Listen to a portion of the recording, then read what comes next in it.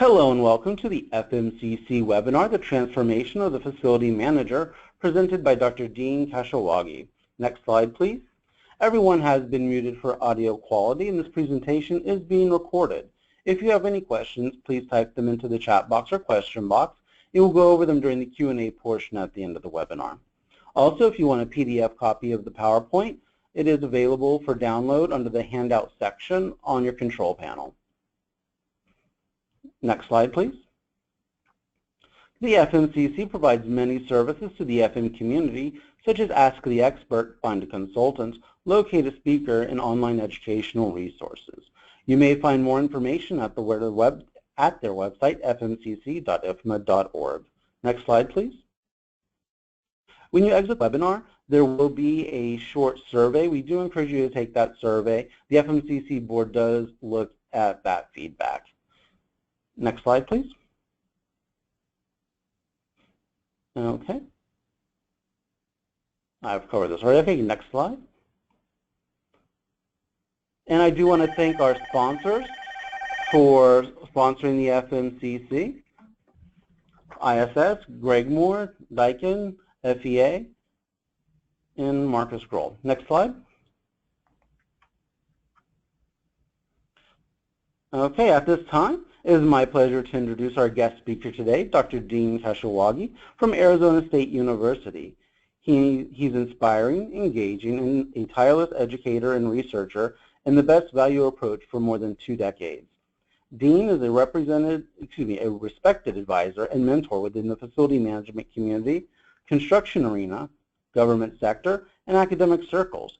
He is credited with establishing best value in 6 different countries, 32 U.S. states, and responsible for sharing the FM graduate program, starting the FM graduate program at ASU. Dean has championed programs to advance the FM profession and prepare the next generation of FMs. Please welcome IFMA fellow Dr. Dean Kashiwagi. Good morning, everyone. We have the next 45 minutes with you, and hopefully we'll finish in 45 minutes and have time for Q&A. Our slides are a little out of order, but our learning objectives here is basically how to become more efficient and effective, to be cheaper or reduce our costs and bring greater value. The technology involves using performance metrics. The traditional FM model of the last 20 to 25 years has been built on relationships and knowing all the technical details about what an FM has to do. Lately, we've been requested to continually cut costs. FM has been identified as a cost. Anything identified as a cost, sooner or later, starts getting outsourced because it's not a core competency of the owner. When FM gets outsourced, the mindset of the owner is that the FM service should be cheaper. And therefore, anybody working in the delivery of the FM service normally has their benefits reduced. It is price-based, and the farther away from the owner that the FM service becomes, the less the FM's technical expertise can be used. The outsourcing of FM creates non-transparency and a win-lose relationship, simply because the owner starts believing that they can get the service for a much lower cost than they were paying for before. As the expertise is outsourced and physically moves into another silo away from the owner has, quote, less understanding of what FM is, and the FM service becomes more commodity driven. Their main objective now is to cut costs. The amazing irony behind all of this is this process actually increases the cost and decreases the value and the use of FM expertise. It's not the solution. Changing the FM model is the solution, not outsourcing it.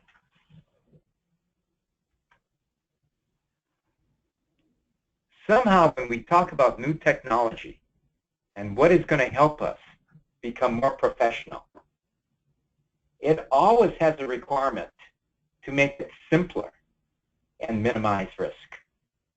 We have introduced a totally different way of thinking. We believe that if the FM is required to think less, make fewer decisions, that they'll actually be better off. But what this does is it minimizes the value of detailed knowledge, and it maximizes the value of expertise. It also has to utilize expertise,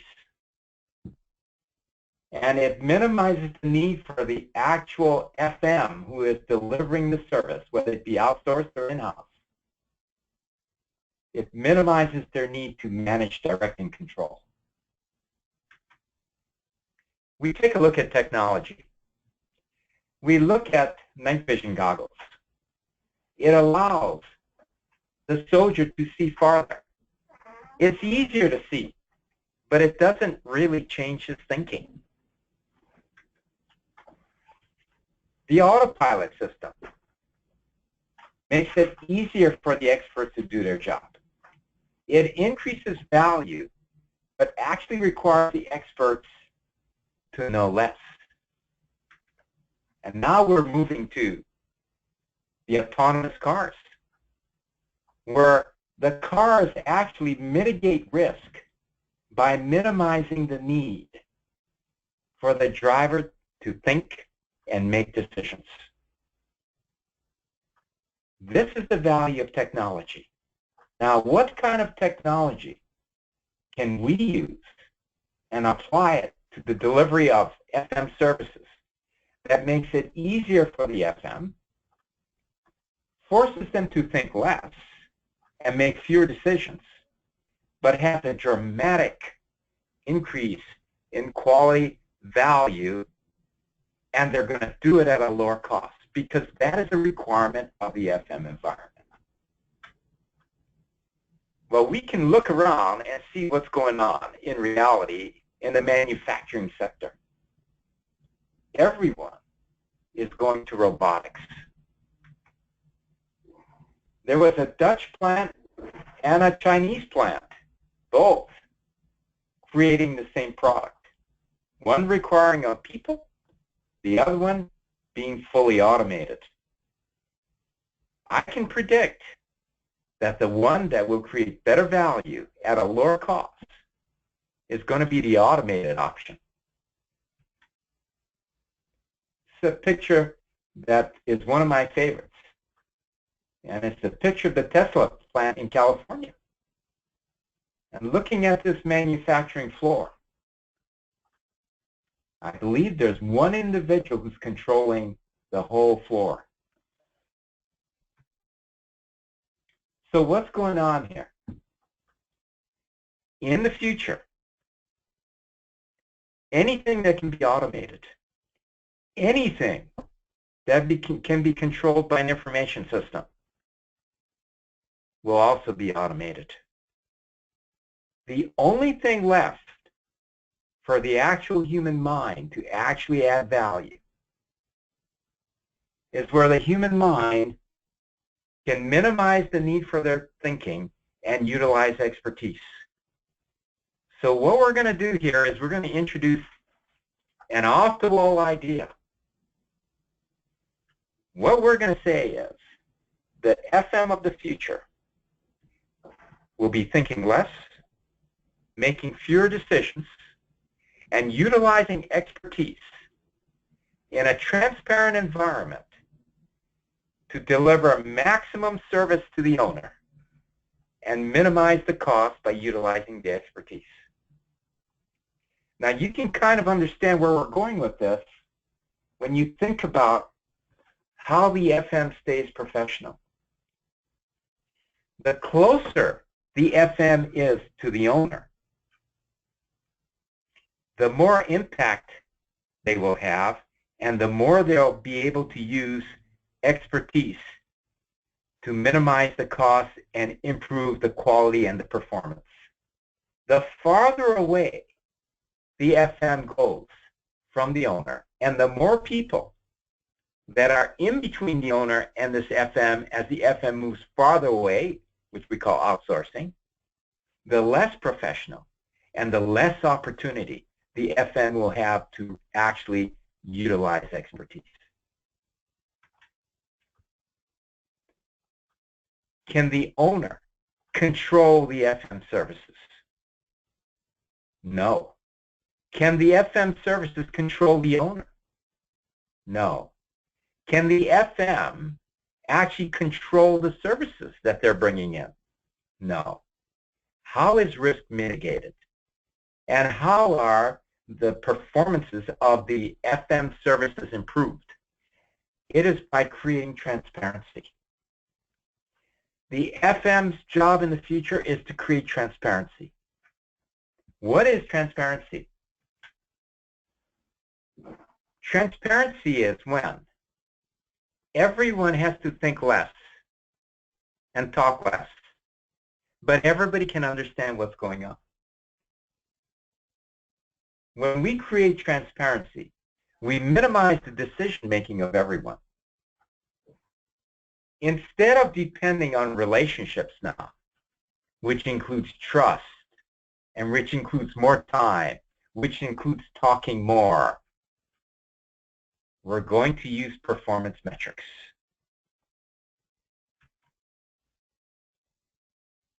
How do we quantify, quote, the lack of leadership?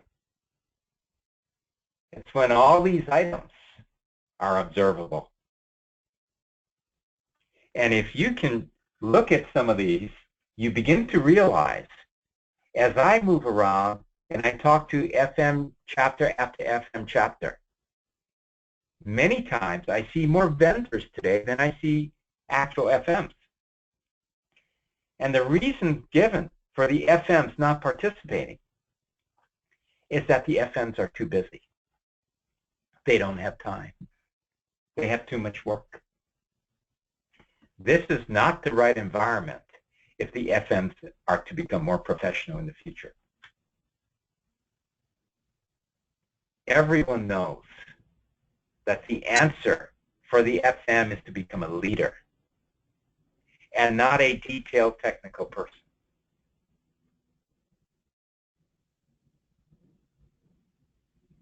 Everyone knows that when we have, quote, transparency, we can more easily identify the experts.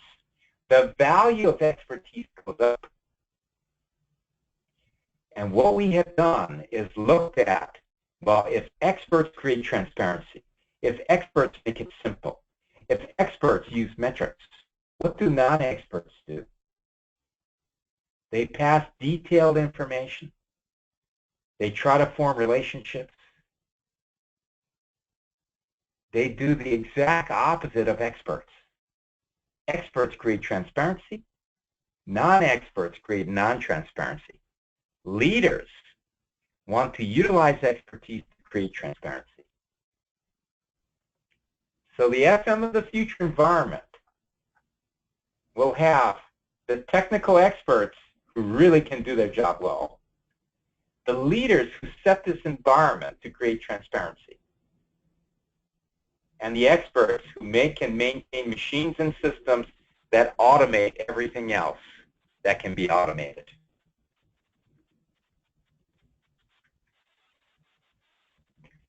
Well, this is kind of a scary idea.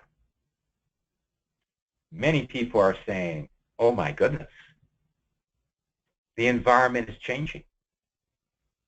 What is the fate of traditional people who say, we're going to hang on until we're forced to change, and hopefully I can survive this to where I can retire before this environment truly changes? Well, what's going to happen is if the traditionalists try to maintain this approach, people will have to do more and more. The pie will get smaller and smaller. The price will go down. The benefits will go down. And as you begin to watch out there in reality and begin to see robots appearing on the floor of manufacturing plants in China, you begin to understand that the change is already here. What can we do as visionary FMs? We can think about this and say, does this make sense? Is what Dr. Dean is saying visible, observable around us? And if it is, can we get educated, run small tests so that we become familiar with this new approach? Transition has to be slow, but we have to have transition. So what we're trying to do is identify the experts, identify where they are, and help them to transform themselves into the future. Yes? Will it be easy? The answer is no. Many people are trying to hold on and dig in until their reign is over. This is the reality of the environment. Well, what gives us hope? Well, the first thing is we begin to realize that innovation has to come out of the universities. And the most innovative university is Arizona State University. Then we have to have great minds. We have something at Arizona State University called the Barrett's Honors College. And the Barrett's Honors College brings the best minds in and asks them to study their area of concentration, but then to also understand how they can impact on the environment and on the people so that we can add value and actually change the environment for the better. The Barrett's Honors College is where PBSRG and Arizona State University is now testing out many of these ideas and finding these young people who are going to become the FMs of the future. We have now tested at Arizona State University. We have gone to the high school level and tested it out for a year. We have taken a big group of Brazilian students and educated with the new approach and seeing how well they can understand it and implement it.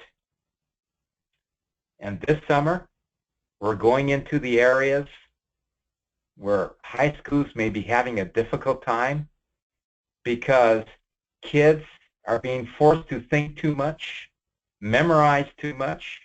It's discouraging. It leads to a poor attitude about school. And we are going into one of the, quote, most difficult situations, and we're going to approach the high school students with this new approach of thinking less, of learning faster, of understanding themselves, and adding more value to society. Well, what has PBSRG, or the Performance-Based Studies Research Group, which is located at Arizona State University, which has developed this whole approach, been doing for the last 23 years? We have been developing this research in the delivery of construction services and in the delivery of FM services. We are at Arizona State University, which is the largest, most innovative university in the country at 85,000 students. We are the most licensed technology coming out of Arizona State University in the last 20 years. we have created a logic that helps people see things differently. A new procurement model, a new project management model, and a new risk management model. And over the 23 years, we are almost at the $17 million mark in research funding. We've run over 1,800 tests in 7 different countries, and we've been in 32 states here in the United States. And it's the only program that has been audited 4 times by independent auditors, simply because traditionalists refuse to accept that the idea could be accurate. Some of our metrics: we've delivered $6.4 billion worth of services. There's a 98% customer satisfaction. And the clients have rated the approach at 9.5 out of 10. We've run 1,600 construction tests, 235 tests in non-construction projects. And the largest awarded client among all our clients is our own business people and procurement department here at Arizona State University, and they have awarded $1.7 billion worth of services. The longest awarded clients include the U.S. Army Medical Command, which lasted for 6 years, the state of Oklahoma, and the state of Minnesota, participants in the state of Minnesota. We started small, and funding has been up and down, but it has done tremendous work. Now, we're going to explain a revolutionary idea. And this idea, many of you may have questions with because it's so different. What we're going to do is to make things simple. We're going to take extremes. So we're going to take the one extreme on the left-hand side of the slide that represents the most observant people. Then we're going to say the exact opposite is the non-observant people. By observation, you can see that the majority of any society are the non-observant. And these are people who sometimes get confused, they get surprised, and when they get confused, they think more. After thinking more, they make decisions, and then they create rules for everyone else. This is the traditional approach to solving problems and to try to add value. Now, what's the other side? The other side are more observant people. These people actually can understand what's going on by observation. These people think less. When they think less because they can actually see the result of the current situation before it happens. This applies to humans in all areas. For example, in sports, we know that the stars, the superstars, are so good that the game slows down for them because they actually see, observe, and know what's going to happen before it happens. It's the difference between a superstar and a regular person. These people, because they can observe and they understand, actually think less. So we took this model and said, oh my goodness, instead of making people think more, maybe we should make them think less. And as we studied the movement of technology, we can tell when the technology is good because the people are thinking less. They're making fewer decisions. The risk is going down and the cost is going down, but the value and performance is going up. Now, people have asked me, if that is true, what you're saying is somehow the observant people think less make fewer decisions. They don't tell all the people what to do because they can understand what the people are going to do before they do it. If people are like this, how are they operating? What are they doing? And this is a discussion for a later presentation, or if you get to see me coming around to your chapters. But in actuality, what we want to do in our approach is we want to set an environment where people have to think less, where people have to make fewer decisions, but they're utilizing expertise. They're utilizing expertise to lower costs and improve performance. They're creating transparency, and in the transparency, the experts are actually helping everyone to see into the future using simple metrics. Therefore, all the stakeholders now, without knowing exactly what's going on, can all see what's going to happen before it happens. It is because the expert has created transparency. Now, if this is true, what we're actually proposing is that the observant person's mind is less active, and the non-observant person's mind, who gets more confused, they're actually thinking more, so their mind should be more active. They make more decisions. They increase the risk. They increase the costs. This is the more traditional model. So why are we so convinced that this is true? Well, because we're constantly looking for simple, logical things that confirm that this is true. And we have an individual who has a very quick mind, Scott Flansburgh. In his presentation, he actually was put together with a neurosurgeon. And this neurosurgeon or neurologist said, let's scan his brain. Let's see if this is true. He is so fast, faster than a computer with complex math problems. Let's see if this concept is true. And they compared his scan against the scan of others. And they found out that his mind was less active. Think about this.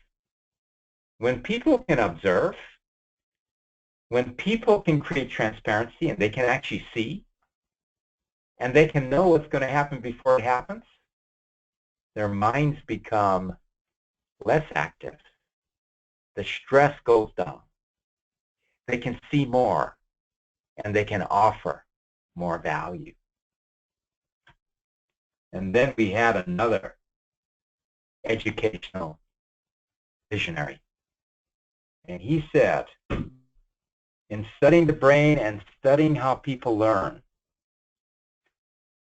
he ran tests and said, you have no influence over anyone. You do not have influence even over young kids. In fact, if you stress them in any way, they have a part in their brain that shuts the whole brain down. And I can't tell people how many times I've seen people whose brains are shut down, and they do things which make no sense at all. And the common question is, didn't you even think about what you were doing before you did it? Now, with my new understanding, I propose that what's going on is the traditional model actually shuts people's brains down. And that is why we have increased costs, lower quality. It's a totally different model. Therefore, we now begin to understand we can influence and change people. And so what we want to do is change the environment to a new approach. Therefore, what we now understand is that more people in society believe in luck and chance believe that they're there by no doing of their own, that they're being controlled. And what we want to do is actually go to the other extreme, where we want people planning things in advance. We want them to be accountable. We want them to have a vision. We want them to listen, take accountability. We now realize, instead of depending on the traditional education and depend on contracts that, quote, force people to try to do what's right. We want to create transparency. We want to have people now trying to observe. We want them to think simple. We want them to utilize expertise to improve performance, quality, and decrease costs and risk. We've tested this concept out in the Kashiwagi family, at the ASU Honors Program, in high school level classes. And we have gone out in the industry and run almost 2,000 tests. And we use the latest scientific findings, which are clear, simple, and dominant, to let us know that we're going toward the right approach. Yes, my wonderful wife and my 8 kids have taught me simple concepts, which I now have identified as natural laws. So when my kids didn't listen to me, and I went to them and said, why aren't you utilizing my expertise? And they said, Dad, you're different. You're born in a different era. We are different. We have information. You didn't have information. We're busy. You were not busy. I said, oh my goodness. These are my own kids. Then I realized that I would have to talk less, that I would have to make things simple, that if it required them in any way to think more, the chances of them utilizing my expertise were none. So I went to a no-rules environment. No permission was required. No advice was given. And in this absence of management, direction, and control, they started utilizing my expertise. In the absence of me constantly telling them what was out there, they began to think on their own. Thinking on their own was different from thinking that is forced externally by their parents, which is called influence. And today, they all understand more about their lives. The ones who had more transparency see things simpler. The ones who had less transparency, more control, more expectations, have had more difficult. And given more time, if you're ever around where I'm presenting, I'll go into some of the details. But I can tell you one thing. When people are thinking more simplistically, when they're influencing less, when they're creating more transparency, they become far better parents and far better at creating value than I ever was. So it leads us to a simple chart that tells us the only difference from very high performance and very low performance is that when we have very low performance, somebody is trying to manage, direct, and control to minimize the risk. They're trying to pass the risk. They're trying to force somebody by contract to do something.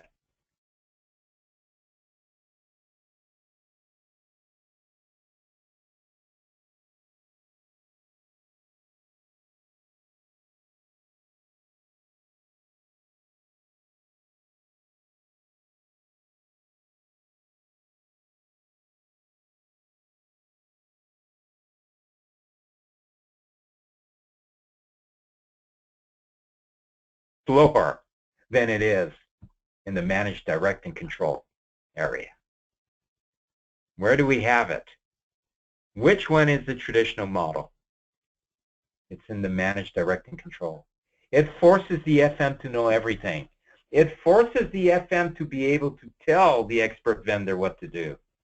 And when this is done, the value of the expertise goes away. Non-transparency is created. And when something goes wrong, everyone says, it's not my fault. And when somebody ever tells somebody else what to do, their understanding of reality is minimal. And people whose understanding is minimal have great fear. So now what they try to do is they fear getting cheated. They want to make sure everybody knows the minimum acceptable standard. And all the expert vendors now begin to realize that their expertise means nothing. That they have to give the lowest possible cost. That they have to follow the directions of the expert FM. And what they do is they turn that minimum into a maximum and they drive it the other way. What the traditional FM model has done, it says we, the FMs, are the higher level. We are the professionals. You, the vendors, are to take direction from us, are to try to lower the cost, but give us better quality and value by what we're telling you. The traditional FM model has ensured that everyone in the supply chain is thinking about themselves. And when the vendors have highly trained people and send them into this management, direction, and control environment, of course, because of their expertise and their high performance, they need to be paid more. They have high pay, and they go into this managed, direct, and controlled environment where somebody is not following their instructions but telling them what to do. Their production goes down. And even the vendor community is now saying, well, maybe it might be much better if we form a relationship with these clients and we send people with minimal experience who will do anything. And there you begin to see the current problem we're having in the FM community. Well, what dominant examples do I have that this actually works? The first time we went into Europe, into the Netherlands, our first major test was where they had to do something that required 12 years, and they wanted it done in 5 years. What was it? It was to fix the traffic problem in the heart of the Netherlands. They had $1 billion worth of infrastructure repair that had to be done in half the time that it normally took them. They called Arizona State University and said, can you implement this model where we utilize expertise, we minimize inefficient transactions? What was the result? Instead of finishing 10 projects, they finished 15. They cut 25% off of all construction times on average. They minimized all procurement functions and costs for all parties involved by 50%. And they identified, because of the transparent nature of this approach, that 95% of all problems were actually caused by the owner themselves. These results were so staggering that the professional procurement group in the Netherlands called Navy came to Arizona State University, licensed everything we had, and now is educating and certifying every professional who's hired to help deliver services to learn this best value approach and to be certified in this approach. And what is the result of what's going on? Well, now, for the first time, in the country of Norway, they're going to run their first big test. We're going to Denmark for the first time. And the same group of people who expend so much resources to deliver construction services are very interested in running their first tests. We've also gone into Poland. We've also gone into Switzerland, where for the first time we went to an FM undergraduate and graduate school and told them that this new technology is what they should be interested in. We were in the state of Minnesota for over 6 years. And looking at the metrics, you begin to realize that we see the exact same thing. The expert vendors cause almost no deviation. The clients cause all the deviation. We ran the same similar tests. Didn't really involve procurement, but we're looking at risk management, project management after the vendors were assigned their projects. And this is with the U.S. Army Medical Command, which had 26 different sites all across the country. And they're running anywhere from 200 to 300 million in renovation a year. Their numbers reflect the same thing we saw in the state of Minnesota. And then we looked over time, and we saw this approach actually minimize the risk that the owner was causing. And in the transparency, risk went down, deviations went down, and the expert vendors continued to perform at a very high level.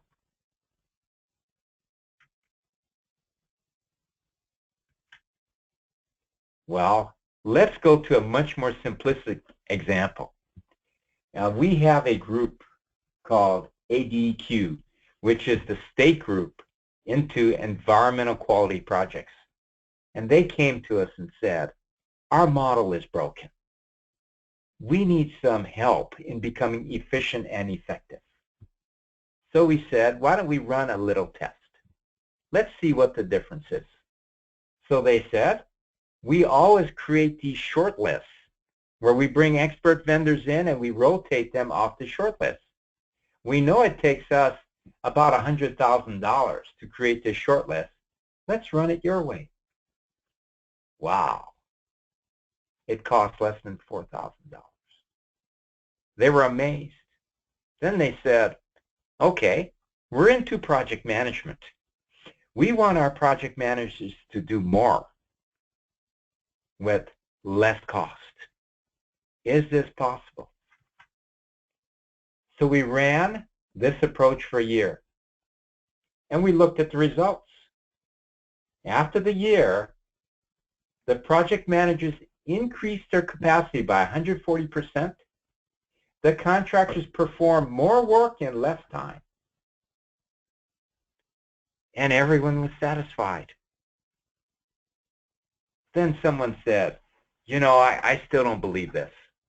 This doesn't look like it's possible. So I want to run a specific project that we ran at the same type of project where we can look at the difference in cost.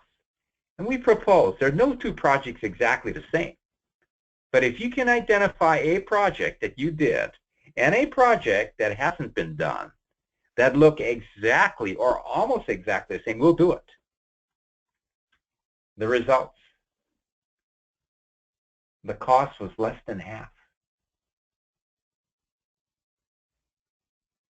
They were stunned. And there's not a lot of thinking you can do. When you compare $400,000 with $138,000, it becomes very difficult to justify that the $4,000 is more efficient and more effective. When we have metrics, it creates transparency. It's an amazing approach. And then we had one of our favorite guys, Tom Schultz. He listened to it, heard it a couple times, watched some test projects, and he said, okay, I have a new school to build. and they're giving me $29 million. If what you're telling me is true, I don't need a construction manager. I just need a general contractor. And I need expert vendors. And he ran it himself with our help and support. He ended up having a change order rate of 2.5%. The only dissatisfaction he had was he actually knew a vendor who they had been working with in the school district who thought he could do the technology systems, the information systems. And he found out, to the contrary, that this guy was not a performer, and told me adamantly if he ever did another project, he would never utilize any relationships, that he would go straight by the metrics, and he would run the approach as it was defined. He saved his client, his owner, $2.6 million and ended up winning the IFMA Chapter of the Year award in 2011. Now I'm going to close with one more story. Here we have a young man, his name is Deval Gajar. And Deval went through our program, was actually in pharmacy, switched over when he saw what we were doing, went through, got his master's, and got his doctorates. And he had some intern experience, but most of his experience was in this new approach, in utilizing metrics to create transparency. And so finally he came where he graduated with his PhD, and reasons dictated that he had to leave us and get a job.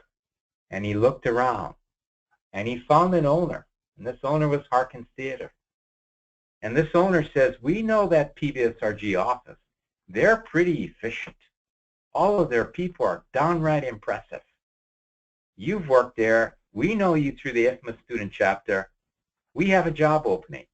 It requires 10+ years experience, LEED certification, PMP certification, and you have to know the details, be exposed to it, and how to deliver a project using the legal paperwork.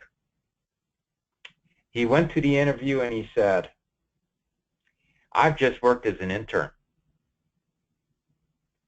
I don't have any type of certification.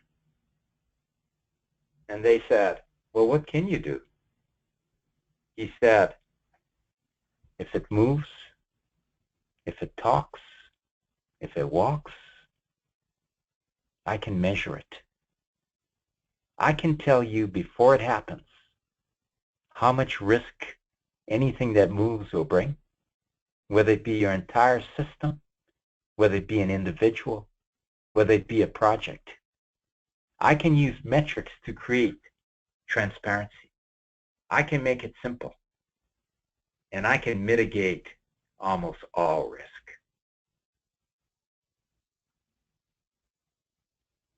The rest of the story, you got the job. This is a prototype of the facility manager of the future. What is it? It's understanding that people are the real issue. There are no technical issues.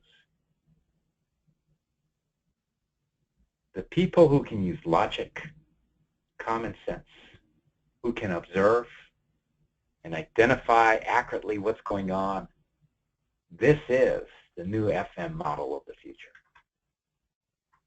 And this concludes my presentation. So we have about 10 minutes left for Q&A, so I'm going to turn it over to the moderator. Thank you, Dr. Dean. That was very interesting. I have a few questions that came through. Give me just one moment. It says, in light of your findings about transparency and behavior, what is the future role of the FM in forming organizational strategy? Oh my goodness, that's a very good question. What will end up happening if the FM actually understands what's going on, is it will require less people. Whether the people work in the owner's organization or are external, it will make no difference. It is the utilization of expertise. The cost will dramatically go down, and the quality and value will go up, and any vendor, person, or stakeholder who has expertise now, their expertise will be worth far more than it was before. So the organization will become more flat, be simpler, and I actually propose that if the FM actually understood this, the FM's breadth of control or breadth of what they are doing will increase and not decrease. Excellent. How do you define expertise in the context to your approach? Expertise is when someone doesn't need to be told what's there. They can see in the future.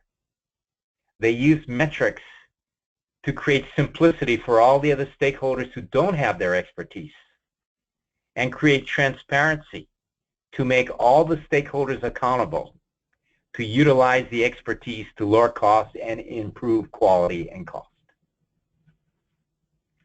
And because this is true expertise utilized in a transparent environment, the impact of cost and higher quality is not what people are thinking about. It's not 1%, 2%, 3%. It's like maybe 30%, 40%. It's dramatically different.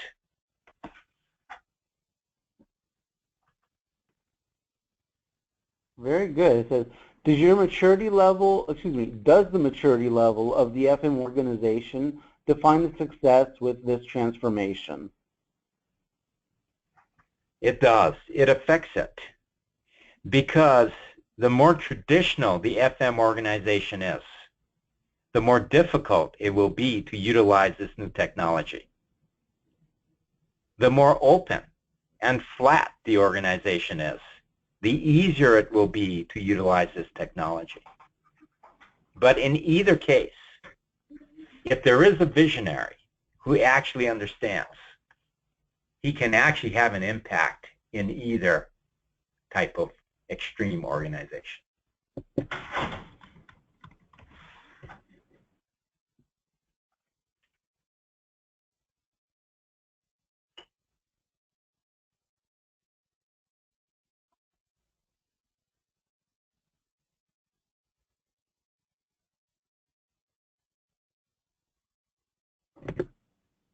Sorry, I think I was muted when I read that question.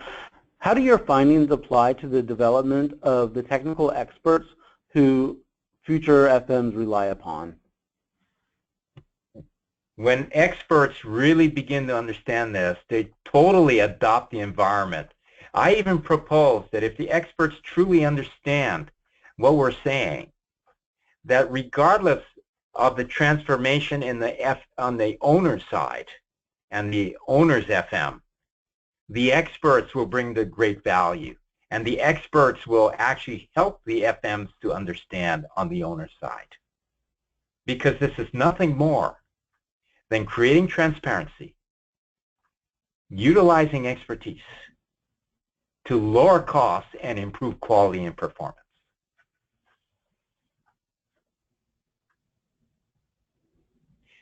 I must say that when I give presentations in all the chapters, and the vendors hear this, their initial response is, oh my goodness, we need to bring the FMs in. Right? We should have had more FMs here. But I propose to them, that's not necessarily true. They have to understand also that an expert has to have expertise.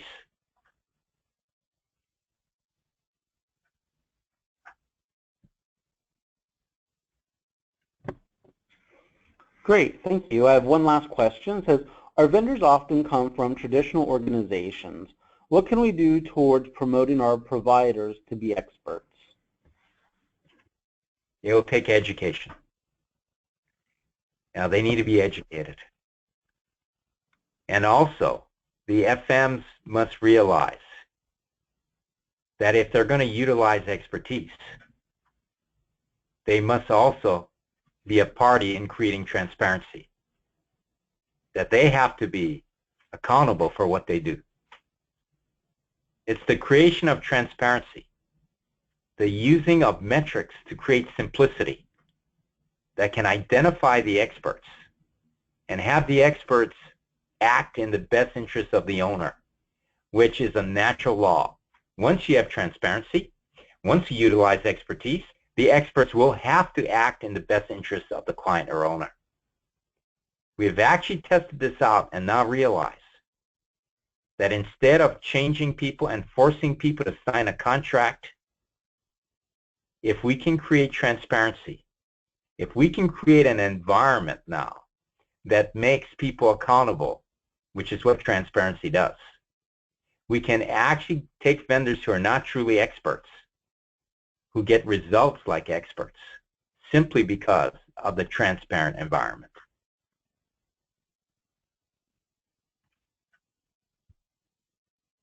Wonderful. Thank you, Dr. Dean. I'm getting a lot of comments how great this presentation has been, quite a few comments to that effect. But we're going to go ahead and wrap this up. If you could go to the next slide, please. Okay, I just want everyone to be aware that there are upcoming presentations or the FMCC. And next month we'll start World FM Day. So there will be an entire series of webinars to promote FM on that day, starting the evening of the 12th and going all day on the 13th. Next slide, please. And as always, the FMCC does like to let everyone know that the other councils that exist and the resources they provide. So they are great resources. We'd just like to give them a little promotion. And again, Dr. Dean, thank you so much for your presentation. And everyone, I want to thank you very much for attending. Have a great day, everyone.